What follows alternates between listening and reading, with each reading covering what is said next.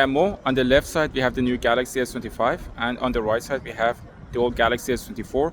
Even though the camera system is the same, you can see the processing is very different due to a different processor that they have, and also software tweaks that Samsung has done. Galaxy S25 and Galaxy S24 both have the same camera system, but a lot of pre-processing happens on the chipset level, and that's where the new Snapdragon 8 Elite can make a difference. The focus during the S25 launch was on the skin tones indoors, where artificial lights lit on the subject. Here, my skin tone is greener on S25 compared to the magenta tone on S24. Today I'm using both the Exynos and Snapdragon variants of S24, and I will mention it when I switch. We'll start with Exynos. For the second picture from Daria, with the main lens in portrait mode, the difference is minimal, and it's almost impossible to tell which phone took which photo. The same observation is made here on the ultra-wide lens. There is a bit of a different color science going on, where the whites are deeper on the S24 compared to the S25, and the skin has more magenta. But all in, the difference is minimal.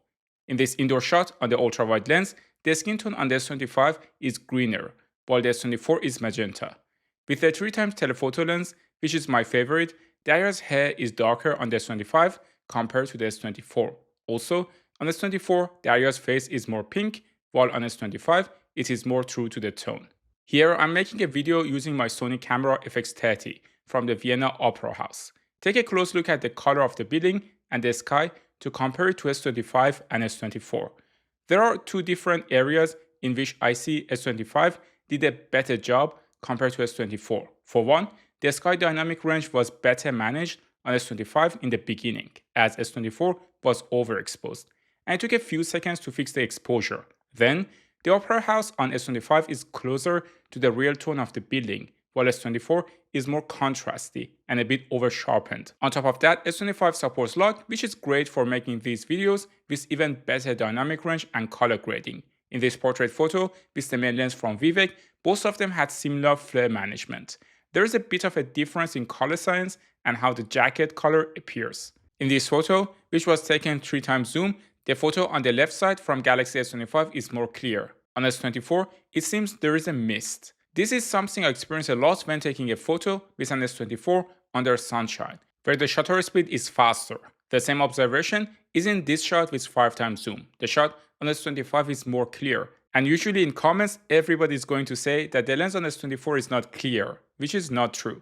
Here I switched the S24 to S24 Snapdragon to do some street photography. What I immediately notice is that the colors are closer in this case than the comparison of S24 Exynos versus S25. However, there are still some differences in processing.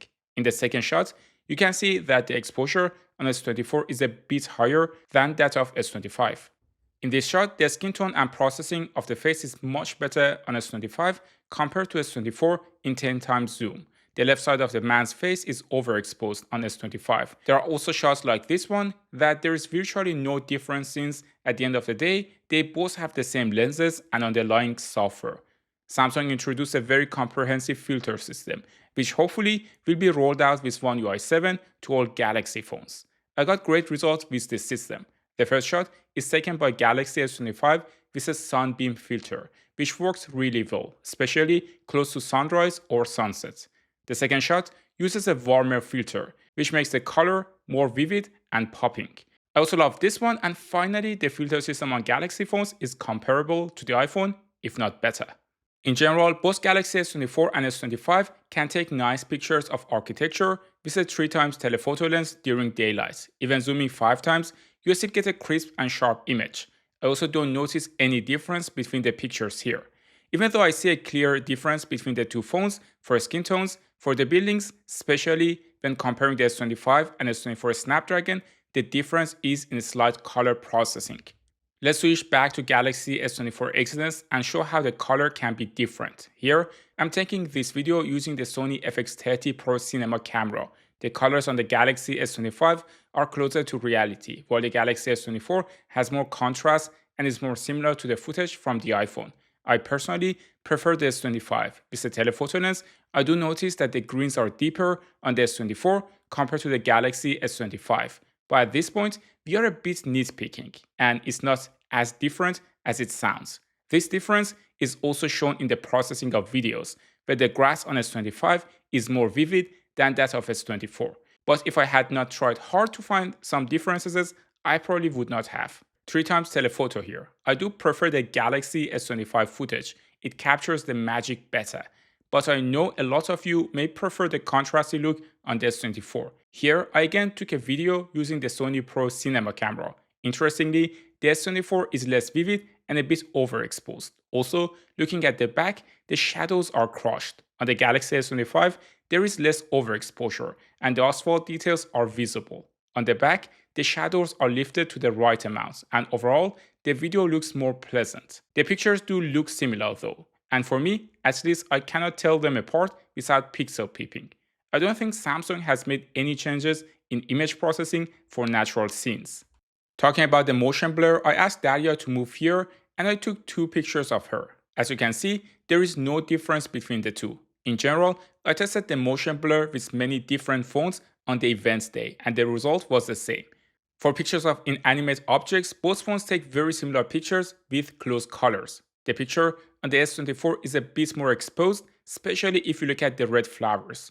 I took a picture of this risotto with the food mode on both phones and again, the pictures are very similar. As far as I noticed, the phone added a bit of a saturation in the food mode. Since the minimum focal distance didn't change, you cannot get too close to the subject when taking pictures. And if you do, the edges become blurry, something called the banana effect. At night with the main lens, the photo of the Galaxy S24 is more exposed, but the level of details is similar.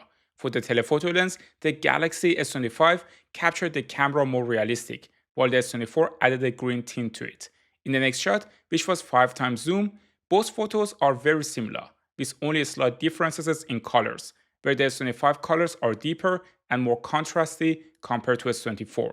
In conclusion, the Galaxy S25 and Galaxy S24 are very close to each other, and they are also similar to the S23. I would not pick a new phone based on the camera, but there are some improvements. If you enjoyed this video, you can watch the comparison of Galaxy S25 versus Galaxy S24 next. Thanks for tuning in to Tecmo, and I will see you in the next one.